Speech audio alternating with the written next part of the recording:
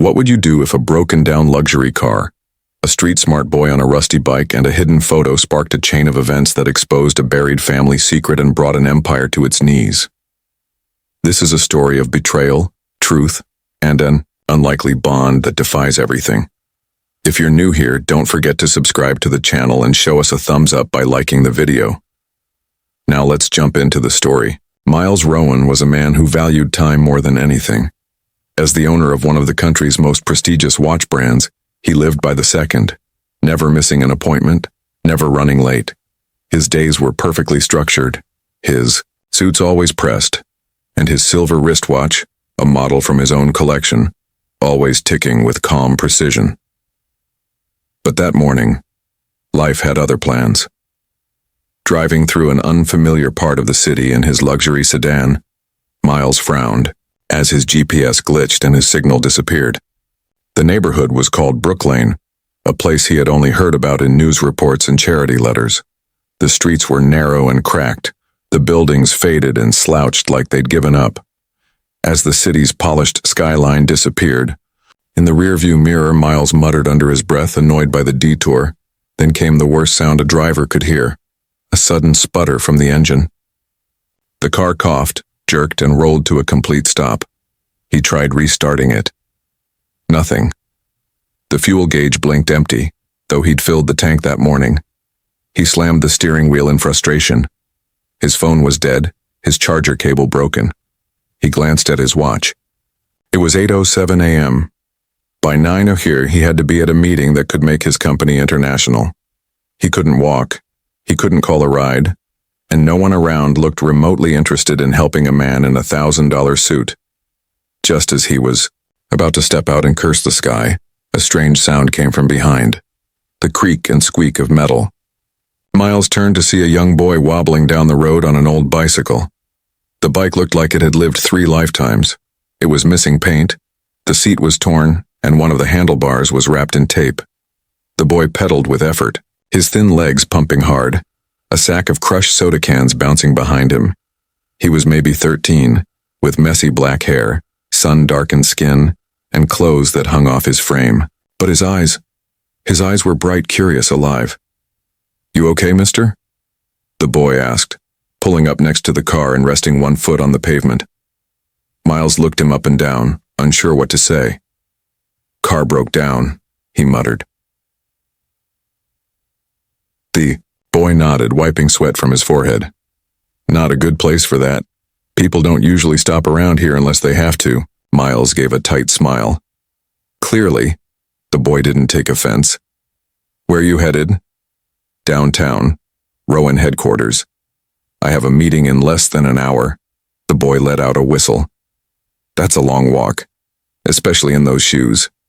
Miles sighed. "Thanks for the reminder."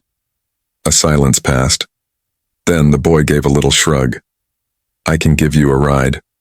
"Sort of." Miles raised an eyebrow. "On that?" "She's old," the boy admitted, patting the frame. "But she's got spirit." Miles hesitated. Every instinct told him to say no. It was ridiculous, her. A wealthy businessman riding through a poor neighborhood on the back of a kid's bike. But what choice did he have? He couldn't miss that meeting. He looked at the boy. "All right, let's do it." The boy's grin was instant. "Hop on, but hold tight. Brooklyn's not known for smooth roads." With awkward effort, Miles climbed onto the metal bar behind the seat. The bike creaked under the extra weight, but the boy adjusted, balancing quickly. With a push of his feet, they were off. The ride was wild.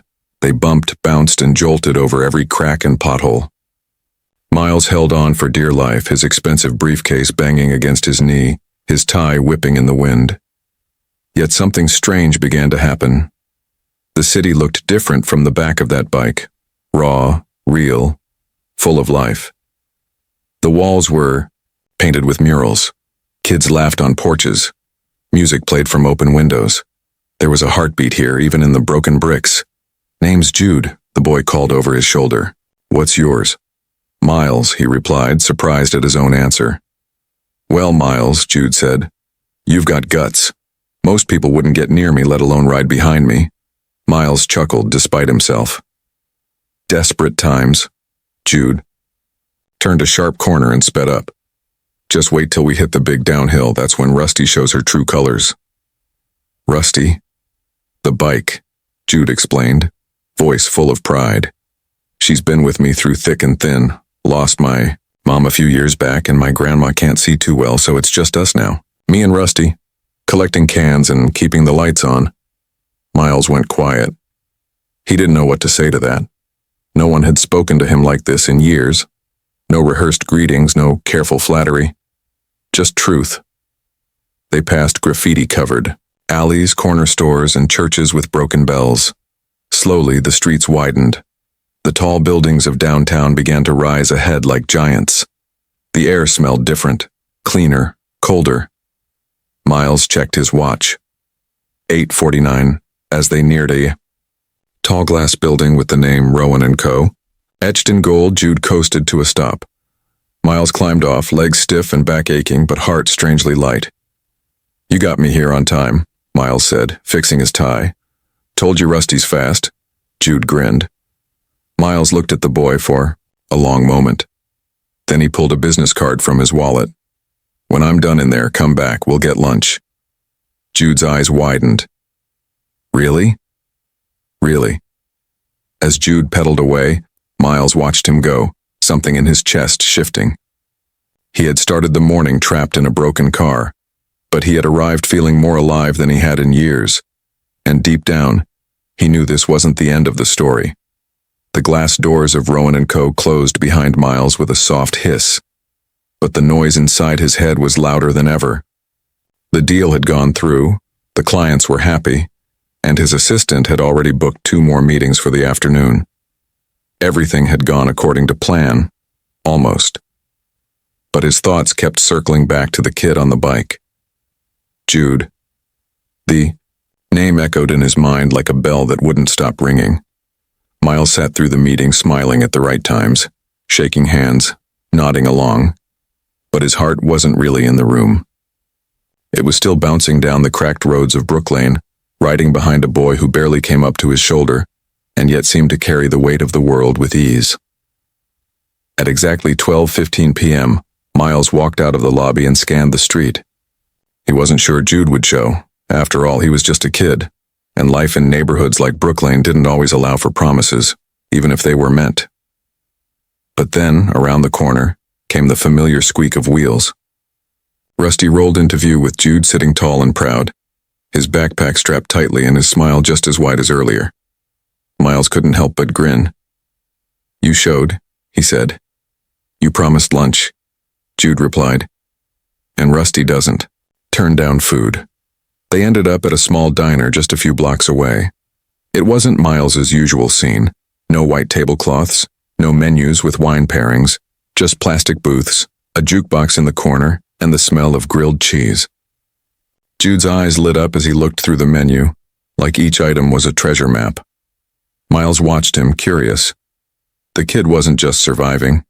He had spark, humor, sharp instincts, and a way of making even a stiff guy like Miles feel human again. Over grilled cheese and fries, the conversation flowed more easily than either expected. Jude talked about his grandmother, Clara, who had raised him after his mother passed away. She was nearly blind now and spent most of her days listening to the radio and knitting scarves she couldn't see. Jude told Miles about collecting cans, fixing old bikes, and how he once made a working fan out of junkyard parts. Miles listened, not just politely, but truly listened. Something about the way Jude talked made him think of his own childhood. It had been very different. Private schools, tailored uniforms, summer homes, but still there had been times he'd felt alone. Times he had wanted someone to look at him and see more than just a future CEO. After lunch, Miles asked, Would you show me around Brooklane? Jude blinked, surprised. You want to go back there? You sure? Why not? Miles shrugged. You helped me this morning. Now maybe I learned something about where you come from. And so they did. Jude led the way, with Miles walking alongside Rusty as they re-entered the neighborhood that earlier had felt like a trap. Now it looked different. Not cleaner, not richer, but more alive. Jude introduced him to neighbors, pointed out old buildings, and told the stories behind the murals on the walls. There was a woman who ran a tiny bakery from her front window. A man who fixed shoes with thread and glue because no one in Brook Lane could afford new ones. A park that had more broken swings than working ones but still buzzed with kids every afternoon. The deeper they walked, the more Miles felt his old ideas slipping away. The neat little boxes he had always used to sort people, places, and problems. Here, in a place that once looked like the other side of the city, he found connection. He saw struggle, yes, but also strength. At one point, Jude stopped in front of a one-story house with a crooked roof and a small porch covered in potted plants. "This is home," he said simply. Miles nodded. "Can I say hello to your grandmother?" Jude hesitated, then smiled. "She'll love that." Inside, Clara Morales sat in a rocking chair with a blanket over her knees and a scarf half knit in her lap. Her eyes were cloudy, but her voice was clear and warm. "So you're the man who took my grandson for a wild ride this morning," she said with a chuckle. Miles laughed.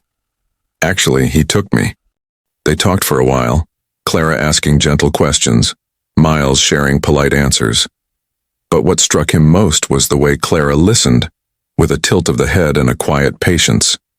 She reminded him of his own grandmother, long past, who had once told him, "You don't need sharp eyes to see someone's heart."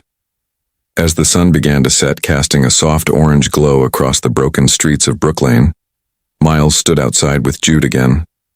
They didn't speak for a moment. There was nothing to say. Everything had already changed. Something unspoken had passed between them. A sense that this wasn't a one-day thing. That this strange connection between a street-smart boy and a time-obsessed businessman was something deeper. Jude kicked a pebble across the sidewalk. "You're not like other suit guys." Miles looked down at him, surprised. "No?" "Nope," Jude said.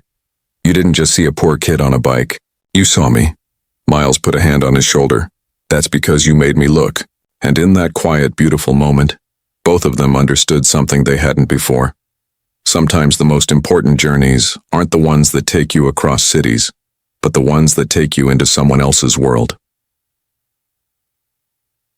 The morning. After their visit to Brook Lane, Miles Rowan arrived at work with a feeling he couldn't quite explain. Something had changed inside him. He still wore the same polished shoes and tailored suit, but his thoughts weren't fixed on sales charts or luxury ad campaigns. Instead, he kept thinking about Jude, Clara, and that small house filled with warmth despite its peeling paint and creaky floors. Jude had left a deeper mark on him than any business deal ever had. At 11 a.m., Miles stood in the hallway near the main showroom, flipping through a stack of files when he noticed a familiar figure near the entrance. Jude. He stood quietly, holding a paper bag in one hand, his eyes scanning the grand lobby like he wasn't sure if he belonged there. The security guard had already started walking toward him with suspicion in his eyes.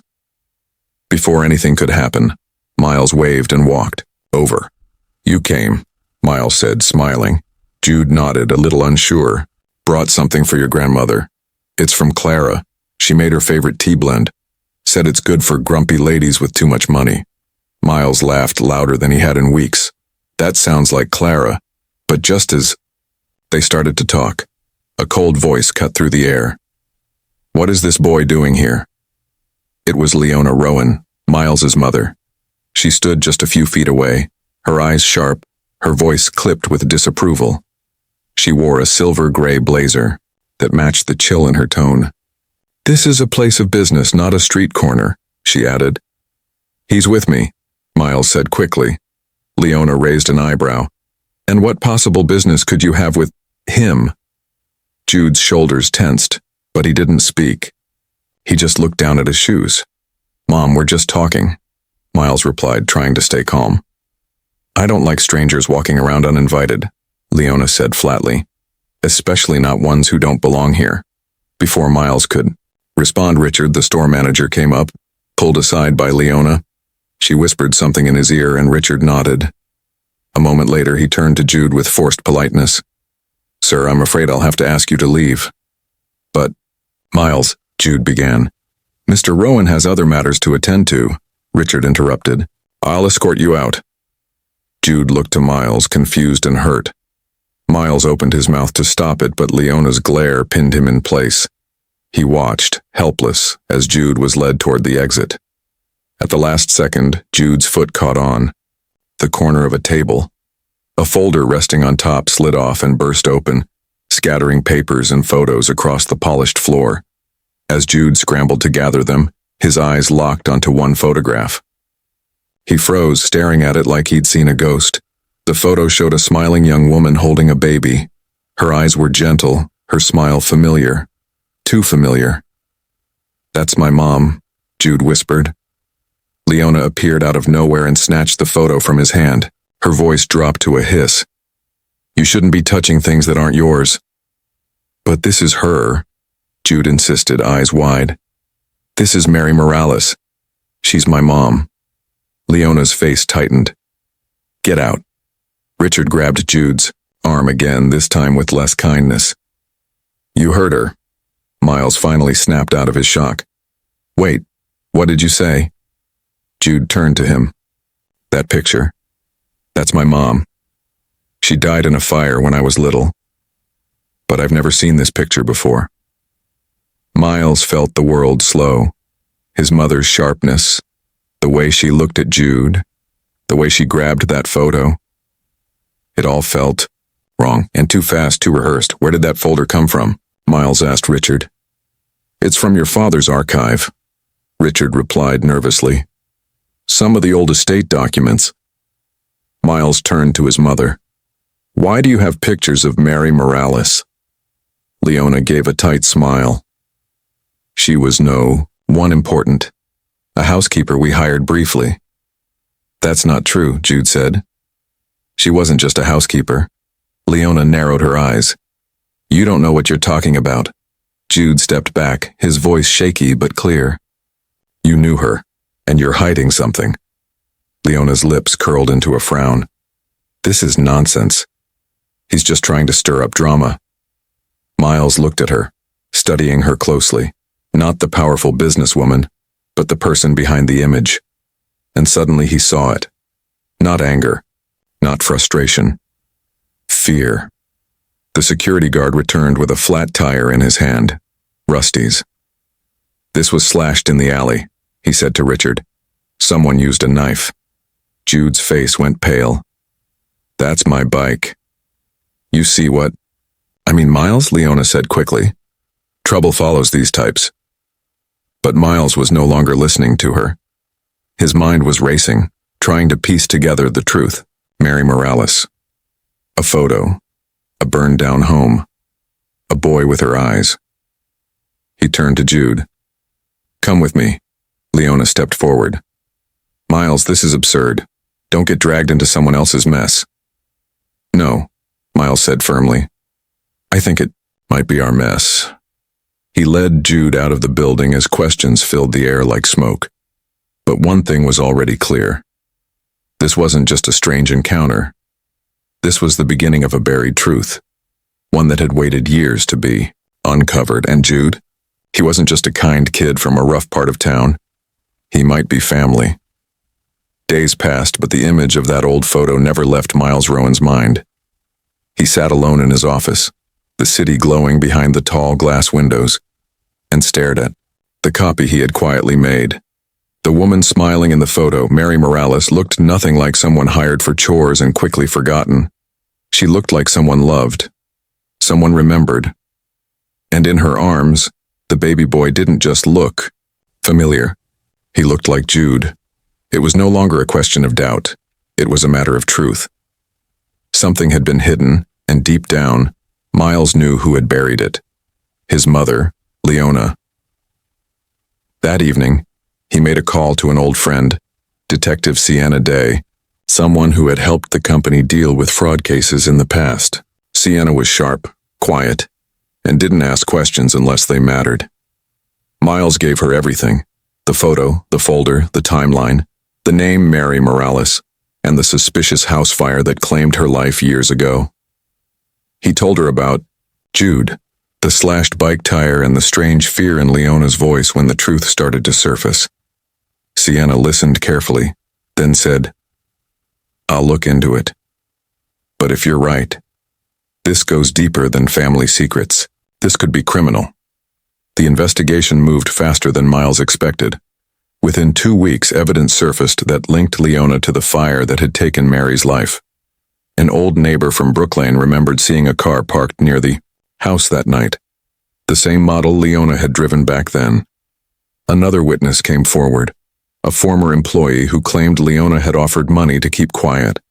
And then came the most damning piece. A chemical analysis that matched the fire's origin to a rare blend of oil used in luxury perfumes, one that had only been in Leona's possession.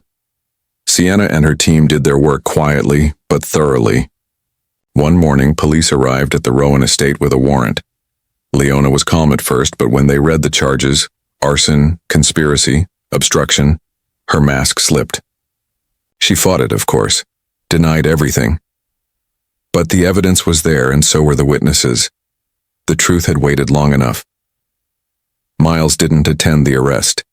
He stayed with Jude and Clara instead, at the small Brooklyn home that had become unexpectedly familiar. Clara had taken the news with quiet grace. She had always suspected Mary's death wasn't an accident, but she never had the power to fight back. Now seeing justice move, she simply said, "Some storms take time to pass, but the sky always clears." As the court prepared for trial, Miles made one more choice. He ordered a DNA test. Jude agreed, though his hands trembled when he signed the paper. They both waited in silence. Neither said the word they were both thinking, brother. But it hung in the air between them like a quiet promise. When the results came back, Miles took Jude to a small coffee shop, far from downtown, far from headlines and flashing cameras. He placed the envelope on the table but didn't open it right away. Instead, he looked at Jude and said, "No matter what this says, you matter to me. You helped me see something I'd lost." Jude nodded, biting his lip. "I just want to know where I come from." Miles opened the envelope. One line said everything. Probability of paternity, 99.9%. Miles smiled gently. "You're my brother, Jude. You always were." Jude's eyes filled with tears, but he laughed through them. "Guess that means you owe me more than just lunch." They hugged, not awkwardly this time, but like family. Real family. In the weeks that followed, things changed. Leona's arrest made the news, and Rowan and Co. faced questions from every direction. But Miles stood firm. He told the truth, publicly and without fear. He stepped away from the spotlight, for a while, to focus on what mattered, helping Jude adjust to his new life, supporting Clara, and learning how to be a brother. He didn't do it perfectly. There were moments of tension, missteps, and quiet doubts, but they worked through them, together. One bright morning, the three of them stood in front of a small bike shop. Rusty had been rebuilt, new tires, fresh paint, still the same old frame. Jude placed a hand on the handlebars, smiling like a kid who finally felt safe. "Still feels like her," he said. Miles nodded. "She got you through a lot. And now she's ready for new roads." They rode through Brooklyn side by side. Miles, on a new bike, Jude on Rusty. The neighborhood had heard the story by now, and people waved as they passed. Not because Miles was rich, or because Jude had a famous last name now, but because they had earned respect. Together, they had faced the shadows of the past and walked, no, pedaled through them. As they reached the top of a small hill, they paused. The city stretched out below, full of noise and color and possibility. Jude looked over. "Think we'll be okay?" Miles smiled, eyes soft. "We already are." And with that, they pushed off down the hill, the wind at their backs and a new chapter waiting ahead. A story of pain, yes, but also of forgiveness, healing, and the kind of bond that no fire, lie, or silence could ever destroy.